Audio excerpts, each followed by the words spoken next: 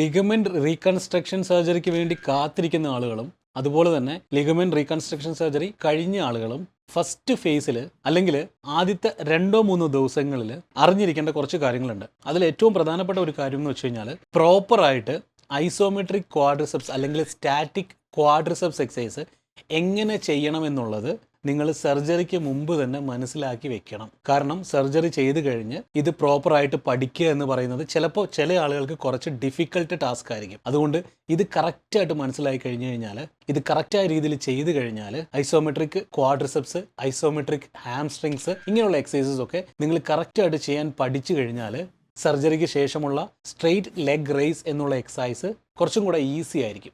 അല്ലെങ്കിൽ സർജറിക്ക് ശേഷം പ്രോപ്പറായിട്ട് ഐസോമെട്രിക് ക്വാഡ്രിസെപ്സ് ചെയ്യാൻ പഠിക്കേണ്ടി വരും, ഹാംസ്ട്രിങ്സ് ചെയ്യാൻ പഠിക്കേണ്ടി വരും. ആ സമയത്ത് പെയിൻ ഉണ്ടാവും, സ്വെല്ലിംഗ് ഉണ്ടാവും. ഇതിനെയൊക്കെ ഓവർകം ചെയ്തിട്ട് കറക്റ്റായിട്ട് എക്സസൈസ് ചെയ്യുക എന്നുള്ളത് ചലഞ്ചിങ് ആയിരിക്കും. ബാൻഡേജ് ഉണ്ടാവും, നീ ബ്രേസ് ഉണ്ടാവും. അപ്പോൾ ഇതെല്ലാം കൂടെ കൊണ്ട് കറക്റ്റായിട്ട് ചെയ്യാൻ സാധിക്കണമെന്നില്ല. അത് പഠിച്ചെടുക്കാൻ 2-3 ദിവസം എടുക്കും. അപ്പോൾ അതുകൊണ്ട് തന്നെ ഒരു പക്ഷേ നിങ്ങളിത് കറക്റ്റായിട്ടല്ല ചെയ്യുന്നെങ്കിൽ അവിടെ സ്ട്രെയിറ്റ് ലെഗ് റേസ് SLR എന്ന് പറയുന്ന ആക്ടിവിറ്റി ആക്റ്റീവ്ലി തനിയെ തന്നെ ചെയ്യാനിരിക്കുന്ന ഈ ആക്ടിവിറ്റി വരാൻ കുറച്ച് ഡിലേ ആവും. അപ്പോൾ ഇങ്ങനെ ഡിലേ വന്നിരിക്കുന്ന ആളുകളെ നമുക്കറിയാം. അതുകൊണ്ട് ഇത് നിങ്ങൾ കറക്റ്റായിട്ട് മനസ്സിലാക്കാതെ സർജറിക്ക് പ്രിപ്പയർ ചെയ്യുന്നുണ്ടെങ്കിൽ അവിടെ ഒരു പ്രശ്നമുണ്ട്. ഇനി ഇമ്മീഡിയറ്റ് ആയിട്ട് സർജറി ചെയ്ത ആളുകൾക്ക് ഈ പ്രശ്നം ഉണ്ടെങ്കിൽ എങ്ങനെ ഈ എക്സസൈസ് ചെയ്യാം എന്നുള്ളത് ഞങ്ങൾ കാണിച്ചു തരാം. ഞങ്ങളുടെ ടീമിലേക്ക് മെസ്സേജ് ഇട്ടാൽ മതി, നമ്പർ കൊടുക്കുന്നുണ്ട്. കറക്റ്റായിട്ട് എക്സസൈസ് ചെയ്യേണ്ടത് എങ്ങനെയാണെന്ന് മനസ്സിലാക്കി ചെയ്ത് കഴിഞ്ഞാൽ 100% നിങ്ങൾക്ക് റിക്കവറി ലഭിക്കുക തന്നെ ചെയ്യും.